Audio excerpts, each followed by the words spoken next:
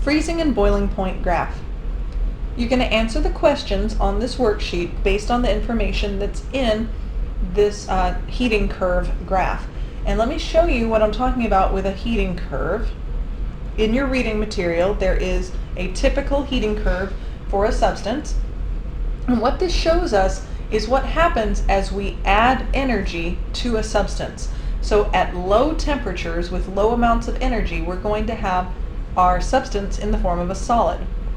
Then we are going to add heat energy to the solid, and while we do that, it's going to increase in temperature. So it will warm up. It'll increase in temperature until it gets to that substance's melting point. At that time, the energy will no longer be used to increase the temperature. Instead, that energy that we're still adding is going to be used to pull apart those bonds holding the solid together. So it's going to pull them apart just a little bit so that they can now move around each other as a liquid. So that energy will allow them to become a liquid so that they can move more freely. Then once all of it is turned into a liquid, once all of it has melted, the liquid is then free to increase in temperature as we add more heat. So the temperature will go up until we reach the boiling point.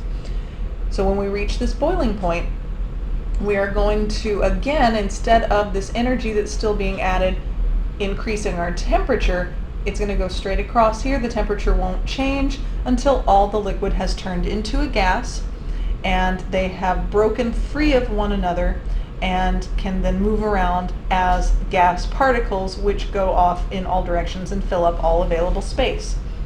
So when we talk about melting point and boiling point, we're talking about the temperatures at which this happens, at which the temperature will stay the same until it has changed state of matter. So when you are answering these first three questions on your packet, make sure that you put the temperature at which this happens, not the letter from the graph. You'll use the letters to answer the rest of the questions on your paper. Now, I do want to point out that this also works in reverse.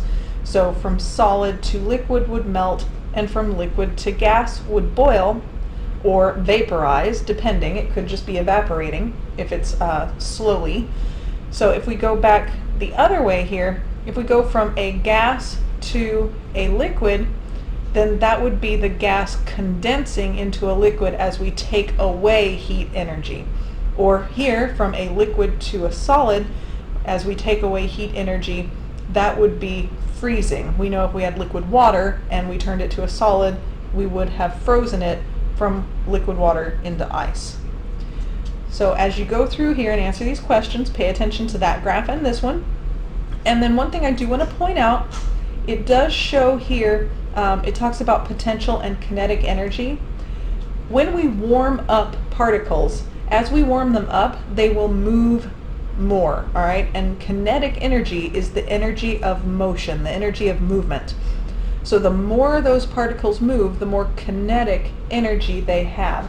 And as temperature increases, they will move more.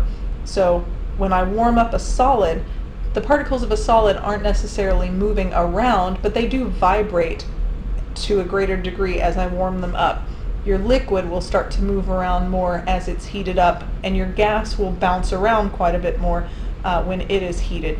So as the temperature increases, our kinetic energy increases, especially seeing as that is part of the definition of temperature, has to do with the average kinetic energy of the particles in that substance. And here we're going to be breaking our solid apart to a liquid or breaking our liquid apart to a gas, so that it'll have the ability to then get faster again.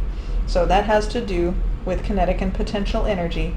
And then this word crystallization, think about what's happening when a crystal forms, and that should help you to answer that question.